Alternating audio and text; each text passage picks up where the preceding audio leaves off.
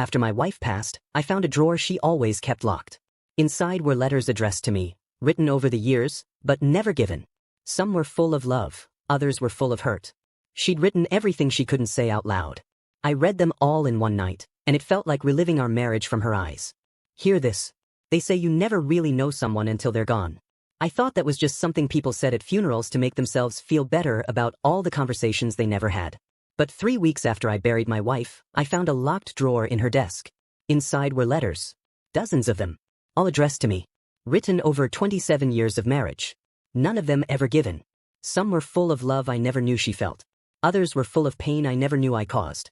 I read them all in one night, and by morning, I realized the truth. I spent nearly 3 decades sleeping next to a woman whose heart I never actually learned to read.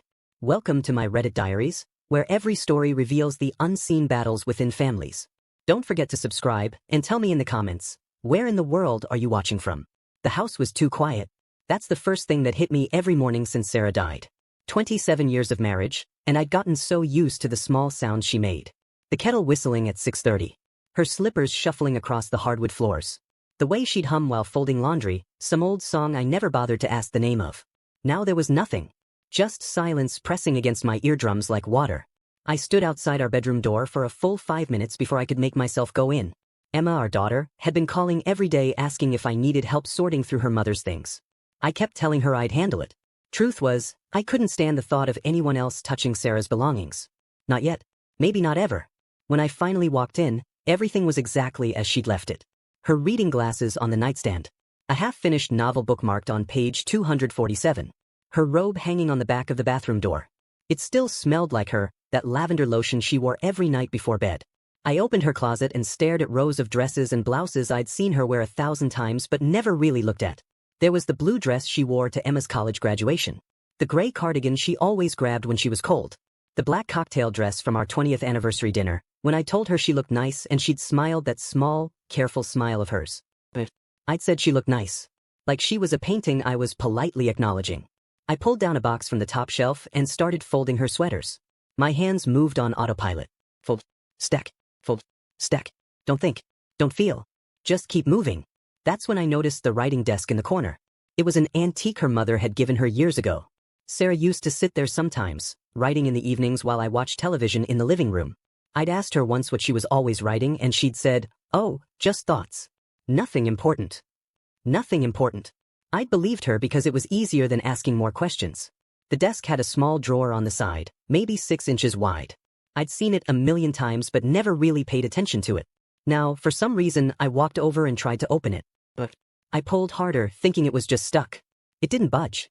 There was a tiny keyhole, the old-fashioned kind you'd see on jewelry boxes. A locked drawer. In all our years of marriage, I'd never known Sarah to lock anything. We didn't keep secrets. We were comfortable. Predictable. Weren't we? I went to her jewelry box and found her keyring. There were the usual suspects: house key, car key, her office key from before she retired. And then, tucked in the back, a small brass key I'd seen 1,000 times but never questioned. My hand shook slightly as I slid it into the lock. It turned with a soft click. Inside the drawer were envelopes. Dozens of them, organized with rubber bands by year. Each one addressed in Sarah's elegant handwriting. Each one addressed to me. I pulled them out slowly, like they might disintegrate if I moved too fast. The earliest was dated June 1998, 2 weeks before our wedding. The most recent was from February of this year, 3 months before she died. 27 years of letters. Written to me. Never given. I sat down on the floor right there, my back against the desk, and opened the first envelope. My fingers fumbled with the seal. Inside was 2 pages of Sarah's handwriting, slightly younger and more looped than the writing I'd known in recent years. It began, "My dearest love, in 2 weeks I'll be your wife, and I'm terrified you'll never know who I really am." I read the whole thing without stopping. She wrote about how much she loved me, how she couldn't wait to build a life together. But underneath all the excitement was fear. She wrote about growing up in a house where love was shown through duty and routine, not affection and words. Her parents never said, "I love you." They showed it by paying bills on time and keeping a clean house. She was afraid she'd be the same way with me. Cold. Distant. She was afraid I'd think she didn't love me because she didn't know how to express it the way other people did. She wrote, "I'm not good with words out loud. I freeze up. I get scared. So I'm writing this to tell you everything I might never say. I love you more than I thought it was possible to love another person. I hope that will be enough." She never gave me that letter. We got married 2 weeks later, and I had no idea she'd been afraid of anything. I opened another envelope. This one from 2001, 3 years into our marriage. Sarah wrote about a dinner party we'd hosted. I'd spent the whole night talking to my college buddy who was visiting from out of state. She wrote, "You were so animated tonight, laughing and telling stories. I sat across the table watching you come alive with conversation, and I realized you haven't looked at me like that in months. I wanted to join in, to be part of the energy, but I didn't know how. So I just smiled and refilled drinks and pretended I didn't feel invisible. I remembered that night. I thought we'd had fun. I thought everything was fine." Another letter. This one from 2003. "I cooked your favorite meal tonight. Pot roast with those potatoes you like. I spent 3 hours getting it perfect because I needed you to notice me, not the food. But you just said, 'Thanks, babe,' and turned on the game. I know it's stupid. I know I should just tell you I'm feeling lonely instead of hoping you'll read my mind. But saying it out loud feels like begging, and I don't want to be the kind of wife who has to beg for attention." I set that letter down and stared at the ceiling. How many meals had she cooked, hoping I'd understand what she was really asking for? I opened the next envelope with hands that wouldn't stop shaking. This one was dated September 2006. The year we tried for a second child. The year Sarah had a miscarriage at 14 weeks. The letter began, "I lost the baby today." I remembered that day. I'd taken her to the hospital, held her hand through the procedure. The doctor said it was common, that these things happen. Sarah had been quiet on the drive home. I asked if she was okay. She said yes. So I went to work the next day because she said she was fine. In the letter, she wrote, "You asked if I was okay and I lied. I'm not okay. I feel like part of my soul died today, and I can't stop thinking about who that baby would have been. A boy or a girl. What they would have looked like. What their laugh would have sounded like. But I told you I was fine because I saw the relief in your eyes when I said it. You didn't want to deal with my grief. You wanted everything to go back to normal.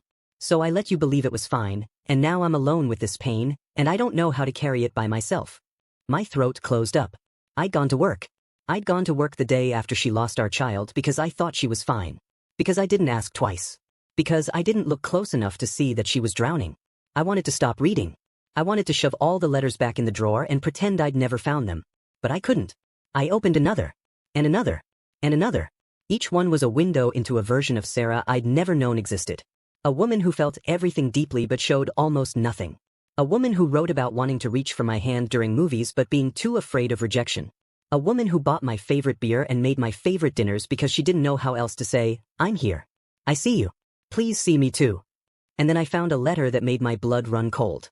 It was dated March 2014. The handwriting was shakier, more rushed. My chest tightened. I kept reading. "I've been having lunch with David 3 times a week. I know I should stop. I know this is how affairs start. But when I'm with him, I feel like I exist again. Like I'm not just the woman who manages your calendar and makes sure there's milk in the fridge. I'm a person with thoughts and feelings, and someone actually cares about them." The room spun. My wife. My quiet, loyal wife who never caused problems, who never complained. She'd been on the edge of an affair, and I had no idea. But the letter continued. "Today David asked me to dinner. Just the two of us. And I was going to say yes. I was actually going to do it. But then I stopped myself. Because despite everything, despite feeling invisible in my own marriage, I love you. I don't want to be the kind of person who runs away when things get hard. So tonight, I'm going to talk to you. Really talk. I'm going to tell you how I've been feeling, and maybe we can fix this before it's too late." I stared at the date. March 14th, 2014. I knew exactly what night she was talking about. The Pacers were playing the Heat. It was a close game. Sarah had come into the living room and asked if we could talk. I told her, after the game. By the time the game ended, she was already asleep. She never mentioned David again. She never gave me the letter. And I never knew how close I came to losing her. My phone buzzed on the floor next to me. A text from Emma. "Dad, I'm coming over tomorrow. Please don't shut me out like you did Mom." Like you did Mom. I looked down at the pile of unopened letters still in my lap. 27 years of words Sarah was too afraid to say out loud. 27 years of me not paying close enough attention to notice her silence was screaming. My daughter thought I'd shut Sarah out. Past tense. Like it was something I did before she died. She was wrong. I'd been shutting Sarah out our entire marriage. I just never knew it until now. I didn't sleep that night. I couldn't. I sat on the bedroom floor surrounded by Sarah's letters and read through our entire marriage in one sitting. The coffee I made at midnight went cold. The sun came up. I didn't notice. Each letter was like watching a movie of our life together, except I was seeing it from the wrong angle. All those moments I thought were fine, were normal, were just how marriage worked after the honeymoon phase ended. Sarah had been documenting every one of them as small deaths. I found a letter from Thanksgiving 2010. We'd hosted that year. My sister Rebecca came with her husband and kids. It was chaotic and loud, and I remembered thinking it was a good day. Sarah wrote something different. Your sister made a comment today about my green bean casserole. She said it was interesting in that way that clearly meant it was terrible. Everyone laughed, including you. You laughed at me. In front of our family. I spent 3 hours making that dish, trying to get it perfect, and you laughed when she mocked it. I went to the kitchen and stood at the sink crying as quietly as I could because I didn't want to ruin everyone's Thanksgiving. But mine was already ruined. You're supposed to be my partner. You're supposed to have my back. But you're still Rebecca's little brother first, and my husband second. I don't know how to compete with that. I remembered Rebecca's comment. I remembered laughing. It was just a joke. Sarah was being too sensitive. That's what I'd thought at the time when she went quiet for the rest of the evening. Except she wasn't being too sensitive. She was being humiliated by the person who was supposed to protect her. The pattern showed up everywhere once I knew to look for it. Sarah had tried to communicate. Not with words, because words terrified her. But with actions. With signals. With a language I never bothered to learn. She'd cook my favorite meals when she needed affection. She'd reorganize the garage when she was anxious about something. She'd go completely silent when I hurt her, hoping I'd notice and ask what was wrong. I never did. I thought silence meant peace. I thought everything was fine as long as nobody was yelling. Another letter from 2012. I asked you today if you wanted to take a walk with me after dinner. You said you were too tired. I asked again on Saturday. You said you had emails to catch up on. I asked again on Sunday. You said maybe later and then fell asleep on the couch. I've stopped asking now. I think that's what hurts the most. Not that you said no, but that you never wondered why I kept asking. You never wondered what I was really trying to say. What was she trying to say? I sat there staring at those words, and it hit me. She was lonely. She was asking me to see her, to spend time with her, to choose her over the television and the emails and the comfortable numbness we'd fallen into. And I kept saying no without ever realizing she'd stopped asking. I opened another envelope with shaking hands. The date made my stomach drop. April 2014. 1 month after the David letter. After the conversation that never happened because of a basketball game. You've been distant lately.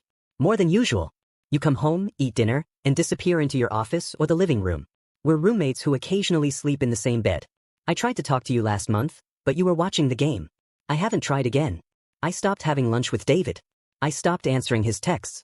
I did the right thing, and it cost me the only person who was making me feel human. And you didn't even notice I was struggling.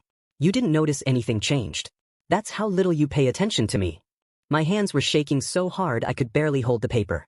She'd ended whatever was happening with David. She'd chosen our marriage. And I'd been so checked out I didn't even know there was a choice being made. I kept reading. More letters. More missed moments. More ways I'd failed her without knowing. Then I found a letter from November 2023. Less than a year ago. My breathing stopped when I saw the date. I got my mammogram results back today. The doctor called and asked me to come in for more tests. She used that careful voice doctors use when they're trying not to scare you, which of course means they're scared. I think I have cancer. I've suspected for 2 months, but I was too afraid to get checked. Now I'm more afraid of what they're going to tell me. I'm sitting in the parking lot of the medical center, and I keep picking up my phone to call you. But I already know what will happen. You'll go into fix-it mode. You'll start researching treatments and calling specialists and organizing everything into neat little folders. I'll become a project for you to manage instead of a person who's terrified of dying. So I'm not calling you yet. I'm going to sit with this alone for a little while longer, because at least in my fear, I still feel like myself. The letter was dated November 12th. She didn't tell me about the cancer until April. 5 months. She carried that diagnosis alone for 5 months because she knew I'd treat her like a problem to solve instead of a person to hold. And she was right. When she finally told me, I immediately pulled out my laptop and started researching oncologists. I made spreadsheets of treatment options. I organized her medications in a pill sorter. I drove her to every appointment with a notebook full of questions for her doctors. I managed her cancer like a project at work. Efficient. Thorough. Completely detached from the fact that my wife was dying and she needed me to just be scared with her. I found another envelope. This one had Emma's name on it, not mine. It was dated June of this year. 2 months before Sarah died. I knew I shouldn't read it. It wasn't addressed to me. But my hands were already opening it before my brain could stop them. My darling Emma, if you're reading this, I'm gone. I need you to know that your father loves you. He's not good at showing it, but he does. He loved me too in his way. We just spoke different languages, and we never learned how to translate for each other. He lives in his head while I lived in my heart, and we spent 27 years standing on opposite sides of a river, waving at each other but never building a bridge. Please don't be angry with him. And please, sweetheart, Don't make our mistakes. If you love someone, tell them. Out loud. Every single day. Don't wait for them to figure it out. Don't hope they'll notice. Just say it. The letter fell from my hands. My vision blurred. 27 years. We'd had 27 years to figure each other out, to learn each other's language, to build that bridge Sarah wrote about. And we'd wasted all of it being too afraid to just talk. I looked at the remaining letters in the drawer. There was one more envelope. The last one. It was thin, like it only contained a single page. The date on it was July 8th. 3 months before Sarah died. 3 months before I lost my chance to tell her I finally understood. I reached for it, but my hands wouldn't stop shaking. Whatever was in that last letter, it was the last thing Sarah wanted me to know. The last words she'd written to me before she was too weak to write anymore. I held the envelope up to the morning light coming through the bedroom window. I could see the shadow of writing through the paper. Just a few lines. Final. I wasn't sure I was ready to know how our story ended in her words. But I opened it anyway. My hands steadied as I pulled the single page from the envelope.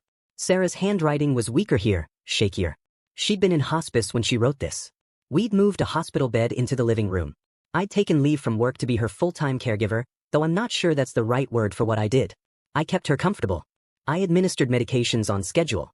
I changed her sheets and brought her water and made sure she wasn't in pain. But I never crawled into that hospital bed with her and just held her. I never asked her if she was scared. I never told her all the things I should have said 27 years earlier. The letter was only 3 sentences long. I know you're going to find these someday, and I'm sorry for never having the courage to give them to you. I'm sorry we spent so many years next to each other instead of with each other. But despite everything, despite all the words I couldn't say, I want you to know, you were the love of my life, and I would choose you all over again. I read it 3 times. Then I pressed the letter to my chest and I broke. Not the quiet, dignified crying you do at funerals when people are watching. The kind of crying that comes from somewhere so deep you didn't know it existed. The kind that shakes your entire body and makes sounds you didn't know you could make. Sarah had spent our entire marriage feeling invisible, and her last words to me were an apology. She was sorry. She was asking for my forgiveness when I was the one who should have been begging for hers. I don't know how long I sat there. The sun moved across the bedroom floor. My phone kept buzzing. I ignored it. Finally, I heard a key in the front door.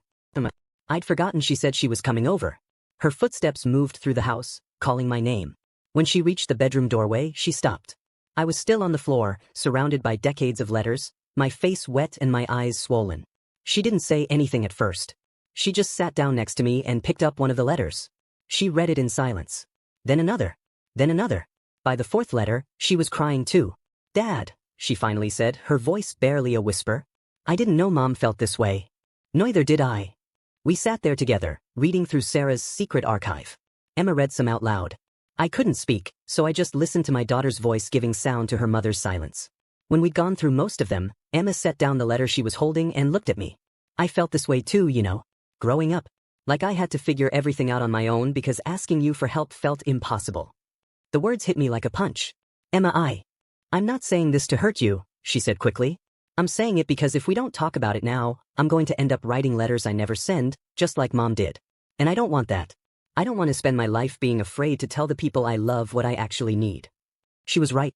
Sarah had given us a gift with these letters, as painful as they were. She'd shown us exactly what happens when you love someone quietly for so long that the quiet becomes the relationship. I'm sorry, I said. It felt inadequate. 2 words for 27 years of failure. I'm sorry I wasn't there for you the way I should have been. I'm sorry I wasn't there for your mother. Emma reached over and took my hand. So let's be different now. Let's actually talk to each other. And we did. For the first time in years, maybe ever, we really talked. Emma told me about feeling like she had to be perfect because she didn't want to burden me with her problems. She told me about her anxiety, about the therapy she'd been going to for 2 years that I didn't know about. She told me she'd been seeing someone seriously for 6 months and was terrified to tell me because she didn't know how to have that kind of conversation with me. I told her about the letters. About David. About all the ways I'd failed her mother without knowing it. About how I was terrified I'd failed her the same way. We didn't fix everything in one conversation. But we started. And that was more than Sarah and I ever managed to do. The next day, I did something I never thought I'd do. I called my sister Rebecca. I need to talk to you about Thanksgiving 2010. There was a long pause. That was 15 years ago. I know. But I need to tell you something. I read her the letter Sarah had written. About the green bean casserole. About feeling humiliated in her own home. About how I'd chosen my sister's joke over my wife's dignity. Rebecca was quiet for a long time. When she finally spoke, her voice was thick. I didn't know. I thought we were all just joking around. I didn't know Sarah took it that hard. She never said anything. That was the problem. She never said anything, and I never paid enough attention to notice. Rebecca started crying. I was jealous of her, you know. You were my little brother, and then suddenly you had this whole life with her, and I felt like I'd lost you. So I made those little comments. I was passive-aggressive, and you never called me on it, so I kept doing it. We talked for an hour. Really talked. We didn't fix decades of family dynamics in one phone call, but we acknowledged them. We said the things that needed to be said. Over the next few weeks, I did something with Sarah's letters that felt both terrifying and necessary. I shared them. I gave Emma the letters Sarah had written to her. I read parts of them to Rebecca. I even tracked down David through LinkedIn and sent him a message explaining that Sarah's words had helped me understand how lonely she'd been, and that I was grateful he'd been kind to her during a dark time. Each conversation was painful.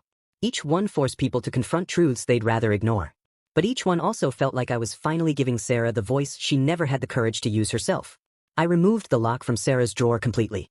I couldn't stand the symbolism of it anymore. I created a small space in our home with her photograph and a few of the letters framed. The rest I kept in a wooden box that Emma could access whenever she wanted. But I also bought myself a journal. And I started writing letters too. To Sarah. To Emma. To myself. But these letters I actually gave to people. These letters said the things I would have left unsaid before. 3 months after I found the drawer, Emma called me from college. She was having a hard time with the guy she'd been seeing. They'd been fighting about communication, about expectations, about how to be honest without being hurtful. Mom and I loved each other, I told her. But we never learned to speak the same language. Don't make that mistake. If something hurts, say it. If something matters, share it. Don't assume they know. Tell them. Love isn't just a feeling. It's a conversation that never ends. Thanks, Dad. She paused. I love you. I love you too, Emma. And I'm proud of the woman you're becoming. It was such a simple exchange. But it was the kind of exchange Sarah and I never had enough of. I still write to Sarah sometimes. I leave the letters in that memorial space, unsealed, where anyone can read them. I tell her about my day. I tell her about Emma. I tell her I'm sorry, over and over, even though I know she can't hear me anymore. But mostly, I tell her I finally understand. I see her now. All of her. The scared, passionate, complicated woman who felt everything deeply but showed almost nothing. The woman who wrote her heart into letters she was too afraid to send. I can't go back and have the conversations we should have had. I can't hold her hand and tell her I see her now, really see her. But I can learn from it. I can do better with the people I still have. If you're listening to this story right now, and you're thinking of someone you love, don't wait. Don't assume they know. Don't save your words for letters you'll never send. Say it now. Say it messy. Say it scared. Just say it. Because someday, the person you love will be gone. And all you'll have left are the words you wish you'd said when they could still hear them. Sarah, if somehow you can hear this, I see you now. I'm sorry it took losing you to finally learn how to look. But I promise I won't waste the lesson. I love you. Always did. I just wish I'd told you more. If this story touched you, do me a favor. Hit that like button. Subscribe to my Reddit diaries for more real stories about the battles we fight in silence. And drop a comment below telling me where you're watching from, and maybe, if you're brave enough, tell me about someone you need to talk to. Someone you've been loving quietly for too long. Because the best time to say what matters was 27 years ago. But the second best time is right now.